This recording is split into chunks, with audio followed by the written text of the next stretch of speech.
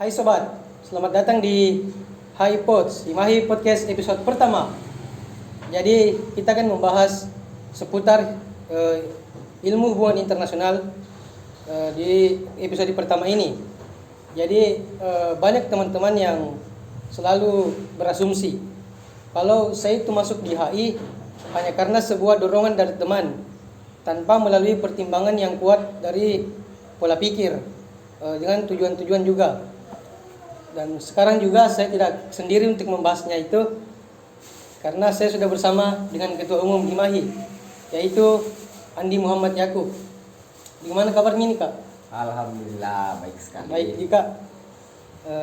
Jadi Kak Yakub merupakan Ketua Himpunan terpilih di periode 2021-2022 dan juga merupakan angkatan 2018 di jurusan Hubungan Internasional Unibos. Jadi tanpa berlama-lama lagi, mungkin langsung kita tanyakan dulu kepada narasumber kita atau Kak Yakub. Begini Kak, semenjak saya ini masuk di HI, saya juga merasa kurang nyaman di semester pertama. Karena mungkin saya belum mendapat bagaimana relevansi teori dengan realita. Dan itu juga yang dialami oleh teman-teman saya sebagian. Dan mungkin kakak bisa jelaskan sedikit terkait dengan hubungan internasional yang lebih dalam lagi. Oke. Sebenarnya sih menurut pengalaman saya juga, saya dari semester 1 itu sampai 3 belum mendapatkan apa sih sebenarnya itu HI. Nah, setelah sekian lama sampai sekarang saya merasa saya sudah dapat, ternyata HI ini seperti bukan hanya hubungan antar negara saja, tetapi HI juga berbicara bagaimana hubungan aktor-aktor non-negara. Nah, yang diasumsi teman-teman melihat hubungan internasional pada awalnya selalu hanya HI itu hubungan antar negara-negara saja. Betul. Sedangkan ternyata selain dari itu, HI itu bukan cuman hubungan antar negara saja, tapi HI juga merupakan hubungan antara aktor-aktor non-negara. Nah, jadi sebenarnya kalau kita mau melihat hubungan internasional secara luas, mungkin saya bisa katakan ini adalah ilmu yang sangat luas. Karena kenapa? Ilmu hubungan internasional juga ini termasuk golongan ilmu yang baru. Ilmu ini kalau nggak salah pertama muncul di tahun 1919. Nah, pada saat itu ilmu hubungan internasional pun berkembang pada saat setelahnya Perang Dunia Pertama. Karena sedikit cerita sejarahnya, ilmu hubungan internasional itu berkembang pada 1968. Itu diakibatkan Perang Dunia Pertama yang ada di Eropa. Nah, di Perang Dunia Pertama kita masih melihat perang fisik antar negara-negara di Eropa. Nah, perkembangan ilmu HI sendiri itu setelah sekian lama Eropa mengalami Perang Dunia Pertama, selama 30 tahun mereka sadar pada tahun 1968 pas perjanjian Westphalia, di mana seingat saya dalam isi perjanjian itu semua negara berhak menentukan agamanya masing-masing. Nah, dari sinilah awal mula berkembangnya negara-negara modern yang ada di Eropa. Dan di sini pula ilmu hubungan internasional juga berkembang. Jadi berbicara tentang ilmu hubungan internasional mungkin sangat sempit ketika kita cuman melihat dari sudut ternyata ini anak HI cuma jadi seorang diplomat atau apa. Bukan, tetapi sebenarnya ilmu hubungan internasional ini bukan hanya mempelajari ilmu politik saja, bukan, tapi dia juga mempelajari ilmu sosial. Contoh saya kayak di mata-mata kuliah yang ada di ilmu hubungan internasional itu seperti studi aksi manusia, politik pariwisata, dan lain sebagainya. Nah, disinilah saya rasa ilmu hubungan internasional ini adalah ilmu yang paling luas dan sangat menarik menurut saya. Jadi saya ada pertanyaan Pak. Ya. Kan itu sebagian dari contoh kata. Ya, Tapi ini teman-teman juga kadang susah untuk menelaah contoh yang besar seperti tadi perang. Mungkin ada contoh kecil yang bisa didapatkan kita dapatkan di kehidupan sehari-hari. oke. Dalam kehidupan sehari-hari kita melihat apa sih ilmu hubungan internasional ini dalam kehidupan sehari-hari kita. Nah, saya ambil contoh ketika kita coba beraktivitas di luar rumah, hendak ke kampus kah, kita mengendarai sebuah motor. Nah, motor yang kita kendarai ini pun menghasilkan polusi. Nah, dalam teori hubungan internasional, Grand Theory menjelaskan dalam teorinya aktivitas manusia dapat mempengaruhi lingkungannya dan dapat melampaui batas-batas negara. Nah, saya bisa simpulkan bahwa ternyata dengan kita mengendarai motor yang menghasilkan polusi itu dapat mempengaruhi dunia. Jadi saya tangkap Kak, sebenarnya ini mata kuliah HI bukan hanya membahas tentang apa fenomena yang terjadi di luar negeri ataupun isu-isu besar yang terjadi di nasional, melainkan juga berkaitan dengan apa yang kita biasa lakukan di kehidupan sehari-hari, dan itu dapat menjangkau setiap sektor. Betul sekali. Kenapa juga bisa itu? Sangat betul yang dibilang. Karena dengan kita menjaga lingkungan yang ada di sekitar rumah kita, itu juga kita salah satu bentuk gerakan kecil yang kita lakukan untuk menyelamatkan dunia. Nah, dalam konteks HI ini sudah masuklah dalam konteks hubungan internasional, karena dalam skala kecil pun kita menjaga lingkungan yang ada di sekitar rumah kita, itu efeknya bisa mendunia. Saya mengambil slogan yang biasa dipakai oleh anak-anak KI, yaitu bertindak lokal berefek global. Nah, itulah salah satu contoh bertindak lokal dan berefek global. Walaupun banyak contoh-contoh yang lain, tapi saya menjelaskan secara skala kecil yang ada di kehidupan sehari-hari kita. Jadi kalau untuk pengenalan HI kayaknya sudah pas ya, jadi sudah cocok untuk bagaimana kita mengenal HI itu tidak selamanya tentang teori, tentang dunia luar dan politik segala macam itu Kak. Ya, tapi betul. juga bisa dengan contoh-contoh kecil saja. Betul. Kita dapat mendapat sedikit ilmu pengantar tentang HI. Nah, mungkin ada motivasi dari Kak Yakub kepada mahasiswa yang belum menemukan jati dirinya kepada HI, belum bisa memberikan cinta mungkin ke jurusan ini. Wah, ya, siap-siap. Oke, bagaimana kita bisa menimbulkan rasa cinta kita kepada jurusan ini? Nah, sedikit motivasi dari saya yang seperti saya jelaskan tadi di awal. Masuk ke jurusan ini saya pun dari semester 1 sampai 3 belum mendapatkan apa sih sebenarnya itu hubungan internasional. Nah, setelah lebih jauh ternyata saya cinta dengan jurusan ini karena saya mendapatkan titik di mana di situ memang kesukaanku. Jadi kayak saya contoh, saya suka dengan isu-isu lingkungan. Nah, ternyata di HI juga selain berbicara tentang politik, ekonomi, pariwisata, nah ternyata juga membahas tentang lingkungan. Nah, disinilah kecintaan saya kepada jurusan ini, karena saya bisa dapat melatih diri saya dengan minat apa yang saya sukai. Saya suka lingkungan, saya mau tahu lingkungan lagi, bukan cuma dalam konteks lokal tapi internasional. Maka dari itu sedikit motivasi saya bagi teman-teman yang mungkin belum mendapatkan apa sih sebenarnya itu HI, ataukah ekspektasi teman-teman terhadap HI itu tidak sesuai.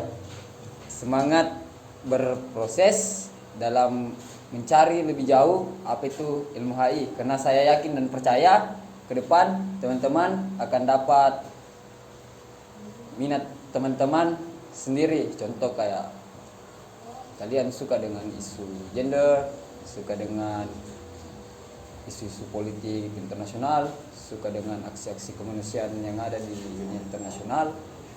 Saya yakin kalian akan mendapatkan minat teman-teman ke depannya di ilmu hubungan internasional ini. Jadi tadi itu beberapa penegasan atau jawaban dari Ketua Umum terkait dengan jurusan hubungan internasional. Sekarang kita lanjut ke pertanyaan yang mungkin lebih spesifik kepada anak HI. Dan mungkin bisa diluruskan lagi agar orang-orang yang mendengar ini bisa paham kalau ini. Bahwasanya mereka banyak dari masyarakat luas ataupun mahasiswa dari jurusan lain itu menganggap kalau anak HI harus pintar bahasa Inggris, harus hebat menguasai baik itu speaking maupun reading. Jadi mungkin langsung bisa diluruskan asumsi seperti itu, Kak. Oke, saya luruskan asumsi-asumsi orang-orang terhadap sebenarnya anak HI itu harus menguasai bahasa Inggris, anak HI itu harus banyak menguasai bahasa asing. Kalau asumsi saya sendiri, benar sih sebenarnya anak HI harus menguasai bahasa asing. Akan tetapi nih sifatnya dia tidak terlalu wajib. Walaupun teman-teman tidak menguasai banyak bahasa asing, hanya bahasa Inggris tapi mungkin setengah-setengah. Atau mungkin juga setidaknya ada dasar untuk bisa. Betul. Setidaknya ada dasar lah. Nah, ketika teman-teman banyak menguasai bahasa asing, contoh bahasa Inggris, bahasa Rusia, bahasa Cina, nah itu menjadi nilai plus dari teman-teman sebagai mahasiswa AI, dan nilai jual teman-teman mungkin ini orang banyak menguasai bahasa asing. Akan tetapi bukan suatu kewajiban untuk kita bisa menguasai banyak bahasa asing.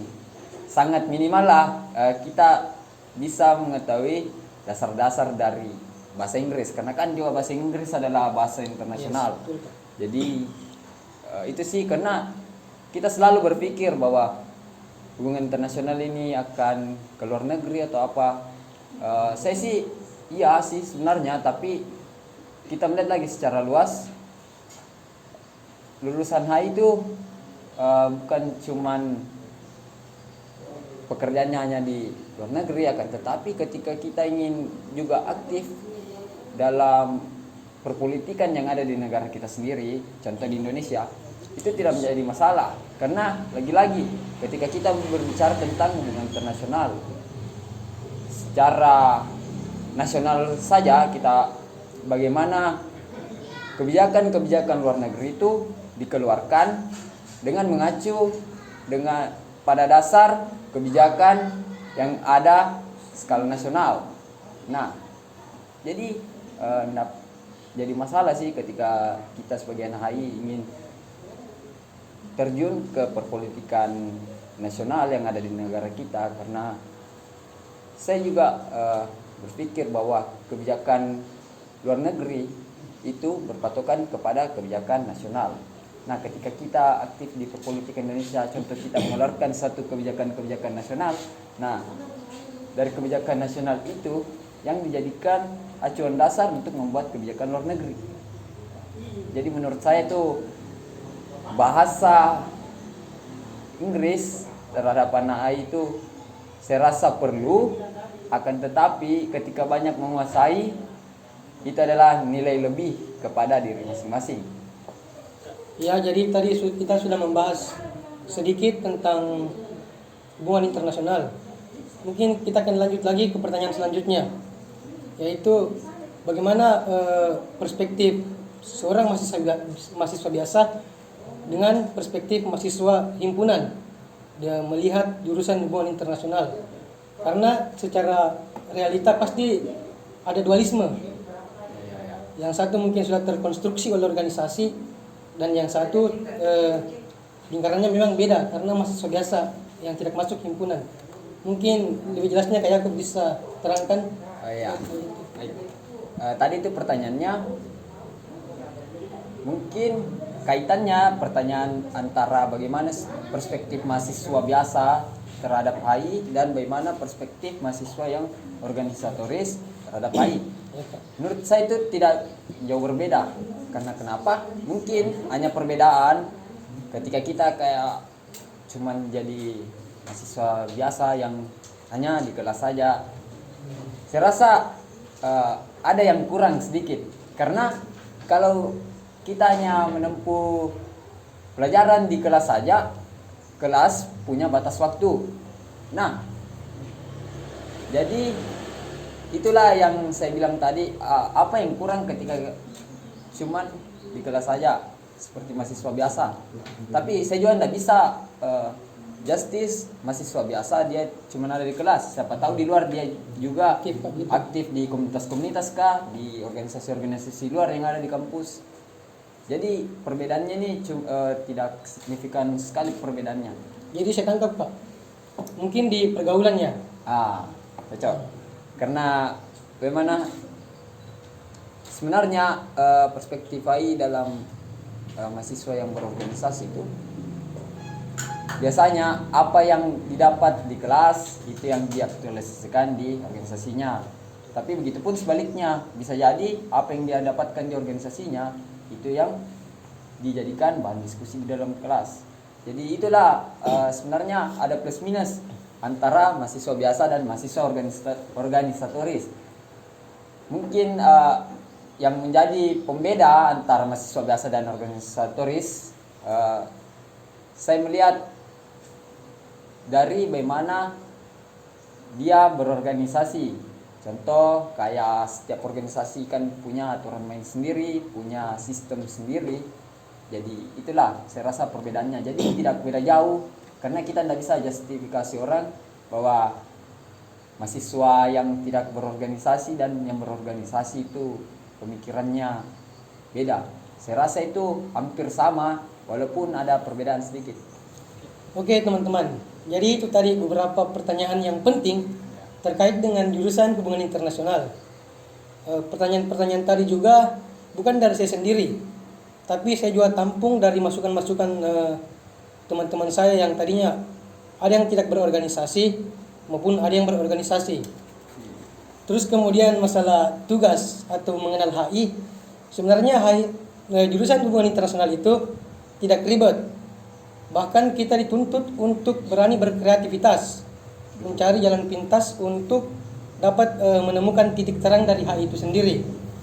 Jadi pesan saya juga kepada calon mahasiswa dan teman-teman bahwasanya jangan takut hanya karena kata internasional. Sebenarnya hubungan internasional itu hanya sebuah bentuk perkumpulan dari semua teori untuk bagaimana kita bisa mengetahui setiap fenomena dengan analisa tertentu.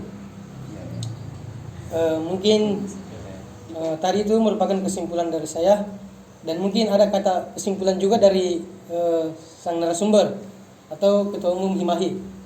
Oke, baik, singkat saja kesimpulan dari saya untuk teman-teman, jangan melihat hubungan internasional itu hanya sebatas seorang diplomat yang kerja di Kemenlu, yang kerja di duta-duta luar negeri, tapi lihatlah HI secara luas, karena seperti secara singkat tadi yang saya jelaskan, persoalan hubungan internasional itu yang lebih dalam itu bukan cuman peran negara dan negara, tapi peran aktor non negara juga.